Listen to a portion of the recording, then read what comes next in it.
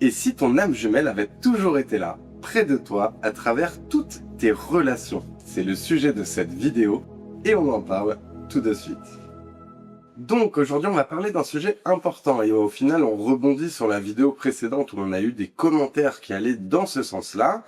Et l'idée c'est que dans les relations précédentes, ça on a pu l'observer parce qu'on a du recul maintenant, mais dans nos relations précédentes, il y avait presque dans toutes ces relations quelque chose qui ressemblait à notre âme jumelle.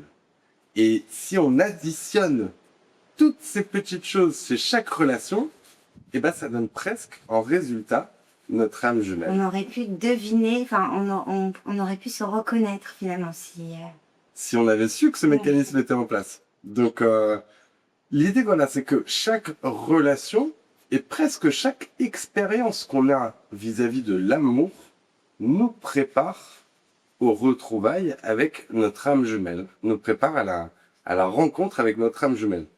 Donc moi personnellement, de mon point de vue, j'ai vraiment cette impression que chez chaque personne avec qui j'ai été, il y avait un petit truc qui me plaisait plus que le reste. Et en additionnant toutes ces petites choses qui me plaisaient plus chez chaque personne, quand je combine le tout, et ben ça me donne Sarah. En tout cas, il y a énormément de qualités ou de traits de personnalité que Sarah peut avoir. Et je peux retrouver ces petites choses dans mes relations passées. On peut dire que c'est en ça qu'on rebondit sur la vidéo précédente, c'est qu'on a eu ce commentaire et on l'avait déjà eu sur d'autres vidéos, où les gens nous disent, en fait, l'âme jumelle prépare à la rencontre ou au retrouvailles avec la flamme jumelle. Alors nous, on n'est pas du tout d'accord avec ça. Hein. Pour nous, pas du tout d'accord. Non, mais moi, personnellement, pour moi, c'est pas l'âme jumelle qui prépare à la flamme. C'est ça. C'est en fait, il y a une préparation, mais est-ce que c'est une âme jumelle? C'est là où on n'est pas d'accord, parce qu'avec ces personnes-là, avec nos ex, si on va vous donner des exemples, justement, de synchronicité ou de choses qui nous ont fait penser, qui nous ont plu et qui existent dans notre jumeau. Oui, donc effectivement, il y a comme une préparation à la rencontre avec son âme jumelle ou sa flamme jumelle, avec cet amour conscient, avec son jumeau cosmique. Et autant dans les choses qui plaisent, c'est ça que je voulais préciser, que dans les choses qui titillent un peu. Ouais, Parce que tu sais, toi, chez tes ex, t'as eu des choses qui t'ont titillé, que tu retrouves chez moi, et justement, t'as dû accepter, aimer inconditionnellement aussi. Vrai, et moi, pareil, ça m'a préparé dans notre rencontre. Il y a des épreuves, des choses un peu plus difficiles aussi, que tu vis avec des ex, et que tu vas retrouver chez ton âme jumelle ou ta flamme jumelle, et que tu vas devoir revivre, mais cette fois pour les accepter, et peut-être même les accepter inconsciemment ou inconsciemment, avant de les revivre avec ton âme jumelle. Tu vois ce que je veux dire? Ouais. Des peurs que tu as par rapport à d'autres traumas. Ouais, tu vas pas forcément faire le travail pendant que tu es dans ces relations, mais tu le feras après quand tu es avec ton âme jumelle. En fait, tu commences le travail, mais tu conscientises avant de retrouver ton âme jumelle. Donc, il y a autant les choses qui te plaisent, que ce soit physiquement, que ce soit... Nous, on a remarqué quoi? Donc, le physique, dans la personnalité, on a beaucoup de choses que tu avais chez tes ex, et moi aussi, qu'on retrouve l'un chez l'autre, qui nous ont plu, qui nous ont attirés. C'est vraiment une part chez l'autre qui nous plaisait. Mais c'est une part chez l'autre, ça c'est très important. Ah oui, une part. C'est vraiment une part. Oui, une part. Il y a des différentes facettes. Chaque être est fait de différentes facettes. Et il y a une ou deux facettes dans les relations précédentes qui sont similaires à l'âme jumelle, mais pas le reste. Ça c'est important. Et c'est pour ça que au final, plus on a de relations, plus on va retrouver deux facettes comme ça. Mais c'est vrai que toi, comme moi, on a quand même eu des relations avant d'être ensemble, et des relations classiques. Alors, il faut qu'on trouve un terme. Il faut qu'on trouve un terme. C'est juste l'amour, c'est l'amour. En tout cas, on a eu plusieurs âmes sœurs et on a eu des relations qui étaient pas aussi intenses que les relations d'âmes sœurs. Mais dans toutes ces relations, que ce soit des relations plus ou moins intenses, on retrouve des facettes. Et donc, qui correspondent, et quand tu additionnes un peu le tout, ça te rapproche de ton âme jumelle. Oui, il faudrait qu'on donne des exemples, mais c'est important aussi de dire que justement, avec le recul, maintenant que ça fait 14 ans qu'on se connaît, vraiment, chaque amour est important, chaque rencontre est importante, donc il faut vraiment que vous fassiez confiance au processus. Parce qu'au final, chacune des personnes qu'on a rencontrées, que ce soit des expériences positives, des expériences négatives, des grandes, longues histoires d'amour, des moins longues, et ben, tout ce cheminement, aujourd'hui, on peut vous le dire, ça nous prépare à cet amour-là. Vraiment. C'est ça, il faut Autant pas, le positif que le négatif. il faut pas s'empêcher de vivre des histoires. Même si on a compris que le concept des âmes jumelles existait, et qu'on souhaite vivre cet amour, il faut pas se préserver en se disant que maintenant on ne veut vivre que ce grand amour. Il faut être ouvert à toutes les expériences amoureuses, aussi brèves qu'elles soient ou aussi longues qu'elles soient. Il faut tout prendre entre guillemets. Faut vraiment laisser aller son cœur. Voilà. Si son cœur veut aller vers quelque chose, même si c'est pas la grande palpitation de l'âme jumelle, il faut y aller. Parce que dans cette relation, il y aura quelque chose qui va nous rapprocher de l'âme jumelle. Il y aura une leçon. C'est important de garder son cœur ouvert. À comprendre. Oui, et en fait, tout prendra sens au moment vraiment adéquat. Au bon moment, quand vous serez avec la bonne personne et que vous serez arrivé à bon port, entre guillemets, et ben vous prendrez conscience de toutes ces synchronicités qui vous ont mené. Qu'est-ce qui fait la mouche? Je sais pas, Donc ça, c'est vraiment quelque chose dont on s'est rendu compte avec du recul depuis qu'on est ensemble. On a regardé en arrière. En fait, tu te rends compte, plus tu es avec la personne, plus tu vis avec elle au quotidien, plus naturellement tu te rends compte qu'en fait, il y a tel ou tel trait de personnalité qui peut ressembler à telle ou telle personne. Et plus tu avances dans le temps, plus tu te rends compte qu'il y a vraiment un ou deux traits de personnalité par relation précédente qui se retrouvent dans ton âme jumelle. Et donc ça, c'est presque drôle et ludique. On peut presque en faire un jeu. C'est-à-dire que si vous n'avez pas encore rencontré votre âme jumelle, vous pouvez regarder en arrière, regarder vos relations passées, essayer d'analyser ce qui vous a le plus plu dans chacune de ces relations, chez chacune de ces personnes, et retirer tous ces petits morceaux merveilleux, les assembler, et ça va vous donner presque le profil de la personne, de cette âme qui est faite pour vous. Oui, tout à fait. Oui, donc pour vous donner par exemple un exemple vraiment concret, mon premier amour avait exactement la même date de naissance que Victor. Ce qui est fou quand même, la même date, jour, mois, année, la même date de naissance. Le même mois, la même année. Et j'avais aucune idée de ce qu'était une âme jumelle, une flamme jumelle, un amour conscient. Je n'étais pas éveillée. Et j'étais allée voir une médium quand on s'est séparés. Parce que j'étais vraiment très très triste. J'ai vécu un vrai chagrin d'amour. Comme si je me séparais de mon âme jumelle en fait. Et j'étais anéantie. Comme si j'avais fait une projection de l'âme jumelle sans même savoir ce que c'est sur cette personne. Et donc je suis allée voir une médium. Et je lui ai donné la date, elle m'a demandé la date de naissance de ce garçon. Je lui ai donné, elle m'a dit, mais sèche tes larmes. Tu seras mariée avec lui, vous aurez des enfants quand tu auras 27 ans. Parce qu'elle s'est basée sur la date de naissance. Elle s'est basée sur la date de naissance, qui est en fait la date de naissance de mon mari, du père de mes enfants, de mon âme jumelle. Donc c'est assez incroyable. Donc ouais, à cette époque... Ça, c'est un exemple, vraiment concret, mais il y en a vraiment beaucoup. Il y en a plein. Moi, ça peut être... moi, vraiment, quand je regarde en arrière, chez une personne, ça peut être la silhouette. Chez une autre personne, ça peut être cet amour que tu as pour les animaux, pour la nature.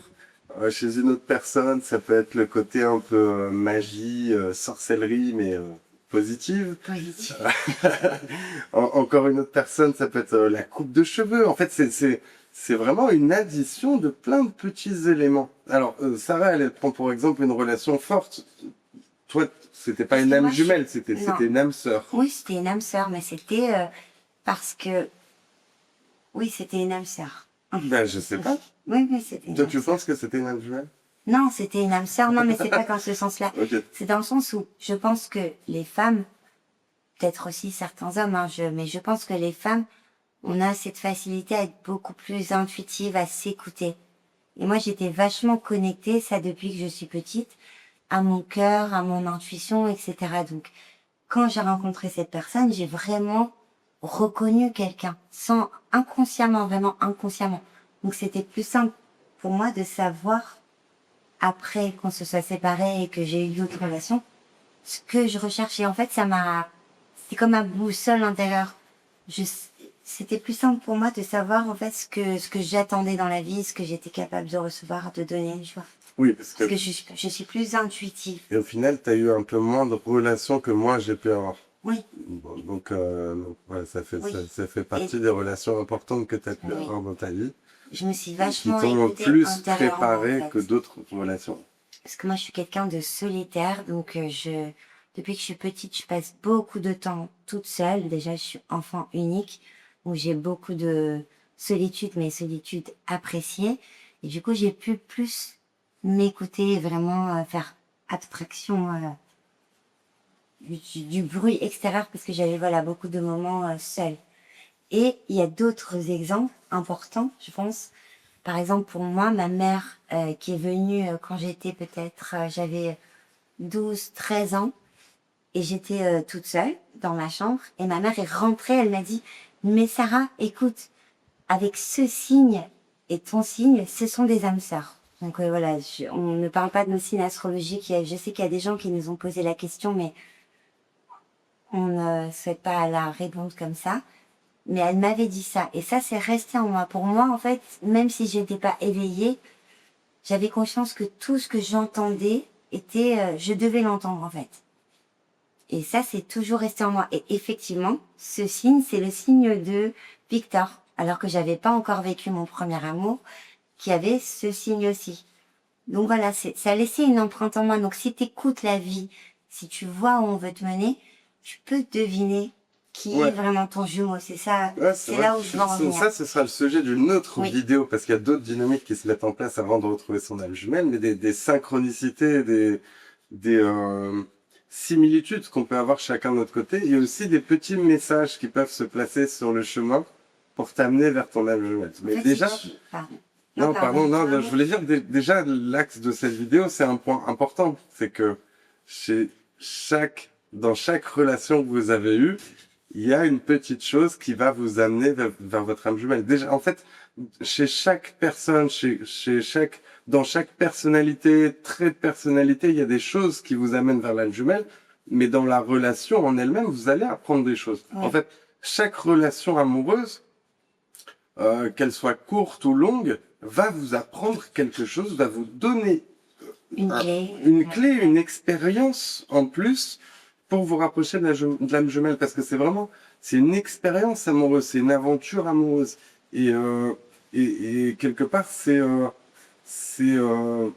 moi j'aime bien dire que c'est le summum de la relation amoureuse. Sarah, elle aime pas Moi, trop. j'aime pas. J'aime pas cette pyramide de placer l'amour. Pour moi, Voilà, tous les on amours. peut voir ça comme une pyramide et se dire que le grand amour, il est tout en haut. C'est vrai, on peut voir ça. Moi, j'aime bien, ça me déplaît pas. Non, mais pas d'accord. Sarah, elle voit les choses différemment. C'est plus comme un chemin. C'est un chemin. T'avances sur ce chemin, il y a des étapes et t'arrives à la destination. Oui, mais la C'est ça. destination, c'est laquelle? C'est pas l'âme jumelle ou la flamme jumelle ou les diades ou les pareils. C'est pas ça la destination, parce que même quand vous serez avec cette personne que vous aimez profondément, avec votre âme, où le mental a du mal à se placer et que vraiment c'est l'âme qui prend le volant en fait et qui vous fait vivre vraiment ce que vous avez envie de vivre en plus depuis toujours. Bon, c'est la raison pour laquelle vous êtes incarné.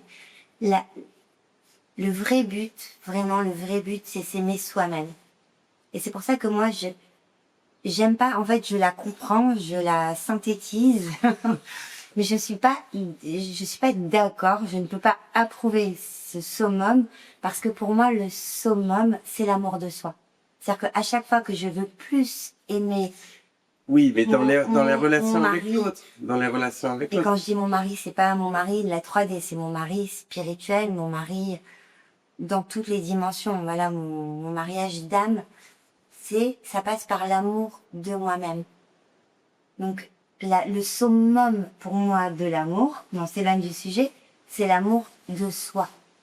Et en fait, chaque relation qui va venir et qui va te donner des indices et sur les choses sur lesquelles tu dois travailler, que ce soit des choses que tu aimes ou des choses qui viennent te titiller, mais on en parlera plus tard, et bah, toutes ces choses-là, elles vont te rappeler, vraiment l'importance de t'aimer toi, de t'accepter toi, de t'écouter toi, de t'entendre, de te nourrir. Voilà. Et une chose que je voulais dire tout à l'heure quand je t'ai presque coupé la parole, c'est vraiment si on écoute la vie, et la vie c'est les personnes autour de nous, c'est nos intuitions, c'est les réponses à des prières, on est guidé. Et en fait, moi, peut-être parce que j'ai été très solitaire, j'ai plus entendu ces guidances et je peux aujourd'hui apporter mon témoignage. Et si vraiment tu entends et tu écoutes la vie, on te guide.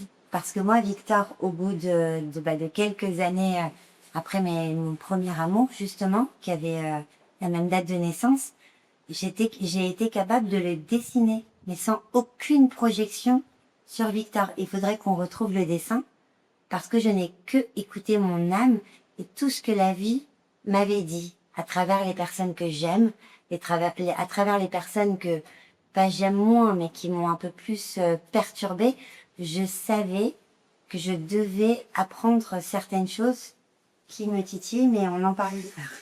Oui, c'est vrai, et ces petites synchronicités, c'est des choses qui vont venir sur votre parcours. Alors, on en parlera, je pense, plus en détail dans une prochaine vidéo, mais moi, par exemple, c'est vrai qu'avant qu'on se retrouve, il y a une personne qui pratique la médecine énergétique, qui est kabbaliste, qui est une personne que j'apprécie beaucoup, que j'ai vue en séance et qui, pendant une séance, vraiment la dernière séance que j'ai fait avec lui avant de retrouver Sarah, m'avait dit, est-ce que tu connais une Sarah? Et moi, à ce moment-là, comme ça faisait un moment qu'on s'était perdu de vue, j'ai pas tout de suite repensé à Sarah, parce que en plus, je côtoyais une autre Sarah.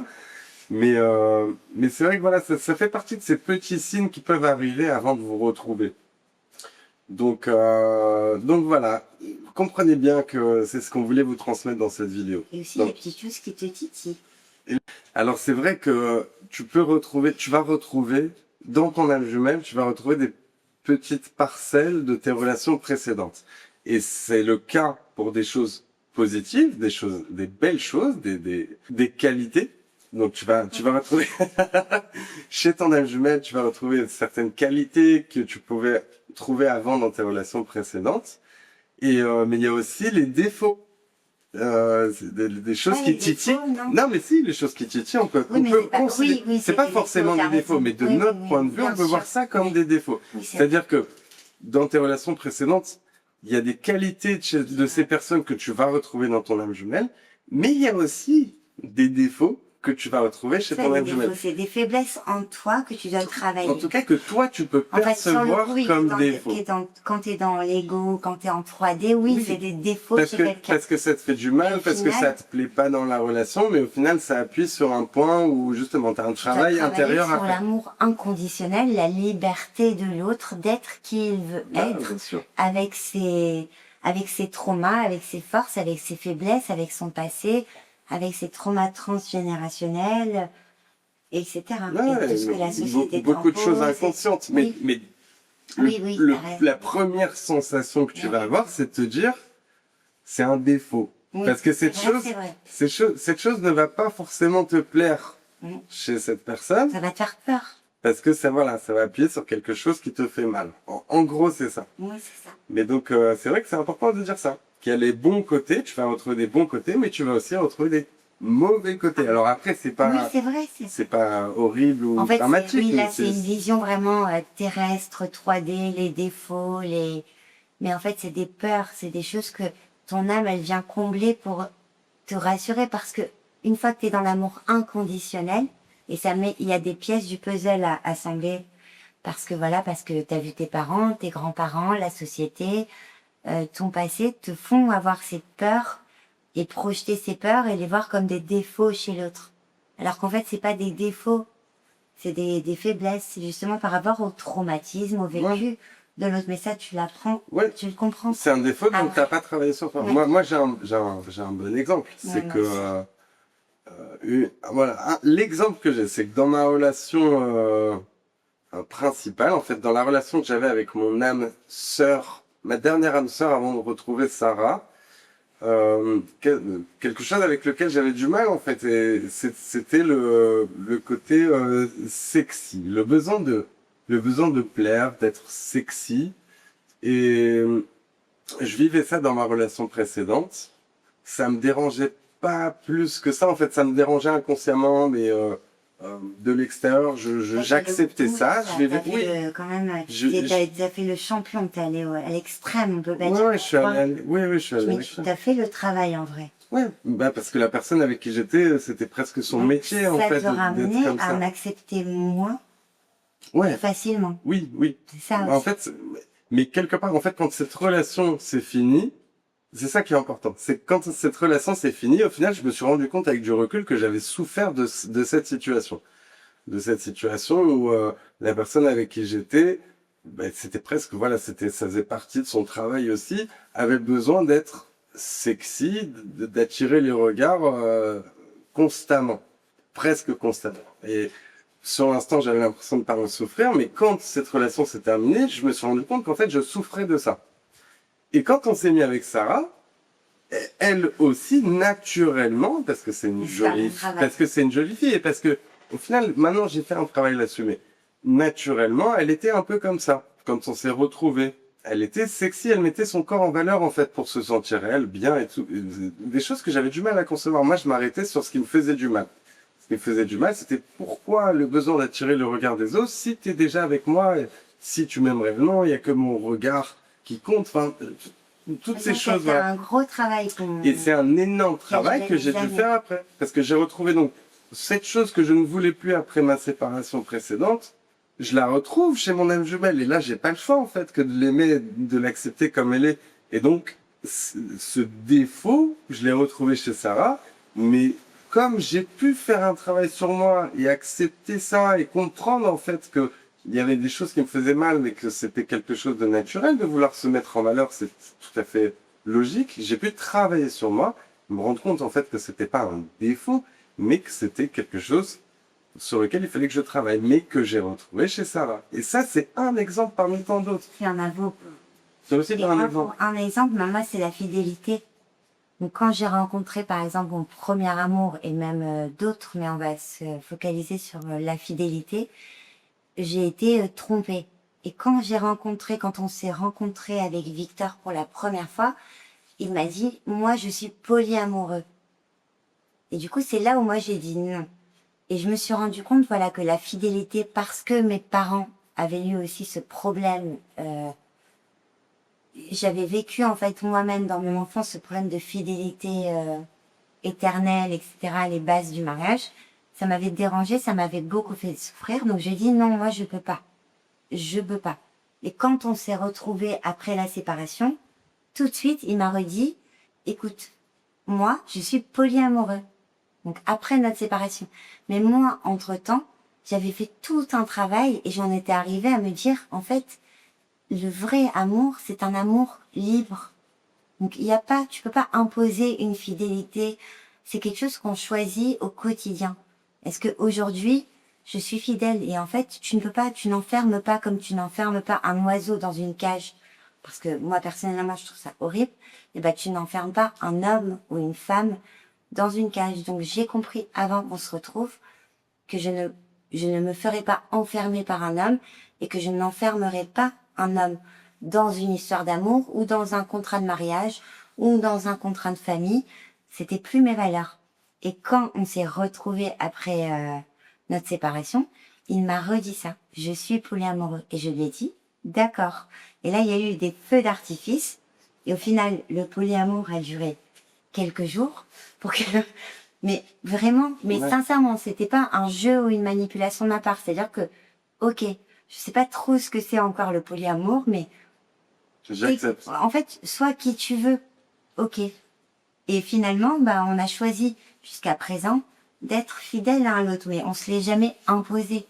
Oui, c'est venu On a naturellement. envie d'être ensemble, on a envie d'être juste l'un avec l'autre. En fait, on n'a pas besoin d'être infidèle. Donc en fait, en acceptant, on s'est guéris tous les deux. Et comme lui, en acceptant ma part un peu, lui il dit sexy, mais moi je dis féminine.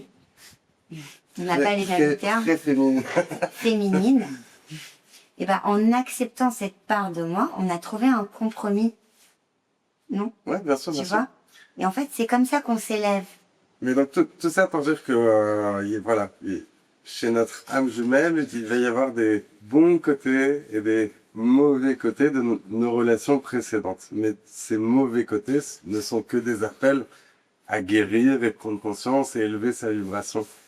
Donc voilà, vous avez compris que on peut retrouver des petites choses dans nos relations précédentes. Donc vous pouvez même vous amuser à faire ce jeu, essayer d'analyser vos relations précédentes, essayer de voir des traits de personnalité. Alors vous avez vu avec nos exemples, c'est-à-dire que ça peut être physique, ça peut être des traits de personnalité, ça peut aller vraiment plus loin, ça peut être des mécanismes de caractère. Donc si vous voulez, ouais, tes peurs, c'est voilà. C'est très profond, en Vous pouvez fait. vous amuser, essayer de deviner à quoi pourrait ressembler votre âme jumelle en additionnant toutes ces choses de vos relations passées.